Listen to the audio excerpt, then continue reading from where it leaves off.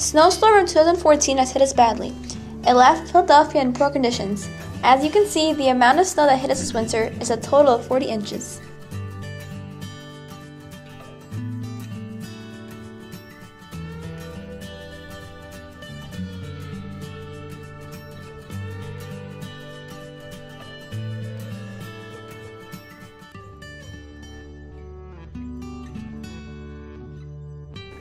As you can see, people's heat bills skyrocketed this winter because of all the crazy cold. The lowest temperature we got this winter was 2 degrees. That is crazy.